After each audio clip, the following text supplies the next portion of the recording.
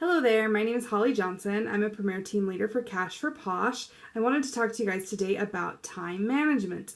If you're like me, you probably sometimes have a little not doing what I should be doing when I should be doing it. Maybe you have what's called squirrel syndrome. You're doing a task, you come across something else, and it's like, ooh, squirrel, what is it? You want to know what's going on. So maybe this is kind of a way to refocus and get your attention to where it should be. Some of us might have a second job. Some of us might have a part-time job, full-time job. Maybe mom. Maybe you just got a new dog and you're trying to crate train it, kennel, all that jazz. And peeing on the floor 20 times a day.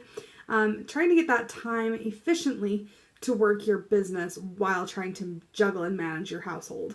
I was listening to a podcast today from Bonnie Dodge, and something really hit home with me today. It was about a 1-3-5 system, and I loved it. I'm so excited to implement this into my business and part of my life. What it is you have a task that you need to get done, but you maybe don't have the time that's involved to start that task and complete it 100%. I am a perfectionist procrastinator. I will procrastinate something if I know I cannot get it done perfectly the first time. If I have to come back to it, it's a big jumbled mess, and I can't deal with that. So I like to be able to sit and actually start and complete that task all within the same time frame. So it makes it easier for me. And her system of 1, 3, and 5 really made it so much more clear to me.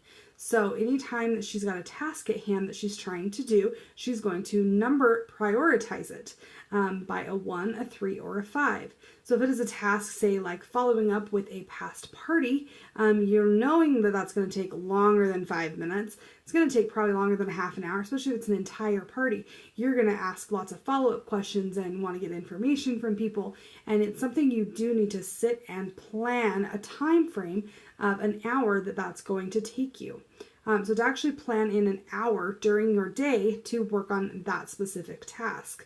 The 3 represented a 30-minute increment where it's something that's maybe not quite as pressing on time, but it's not something you can just fastly do. Maybe it is checking in with your front line or checking in with your down line, or maybe having a little one-on-one that you can pencil in those 30-minute increments and put a time press, instrument in there of number 3. The third one was going to be number 5, and the 5 is going to be something that's going to take you 5 minutes to complete. Maybe it is submitting an SR. Maybe you had an order come in incorrectly. Maybe you need to check your perks balance. Make sure you have nothing that is expiring soon.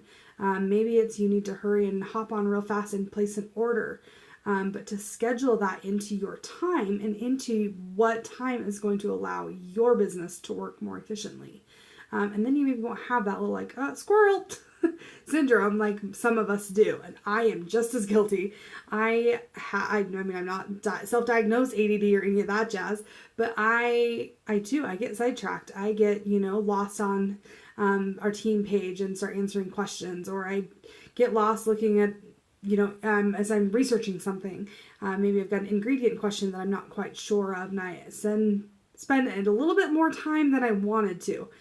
So just to make your time super focused and super laser focused, getting the task done from start to finish exactly how I would like it to be done. So this is really something that really stood out to me and I wanted to share with you guys. But another thing that I really wanted to talk to you guys about is intentional work, making sure that when you're working, it's direct, it's intentional, and it's meant to be done then. If it's something like cleaning your office, is that actually really what's going to be benefiting you, making you money? Probably not. Maybe you could be like, snap a photo, organizing my samples, I've got lots of extras, who wants some? Then sure, go ahead, do that. But you've got to make sure it's a business building opportunity that is money making. It's going to be challenging for maybe your downline to come up with some sales. Maybe it's something that's going to help get you income, not just something that's going to be a time waster that makes this busy work. Another thing that I really liked is to make sure that you set your goals for yourself at the beginning of the month, so you know where your time needs to be managed in the proper channels. If you are trying to earn the monthly award, You've got to remember you've got to work towards sales and meeting new people to get people to join your team.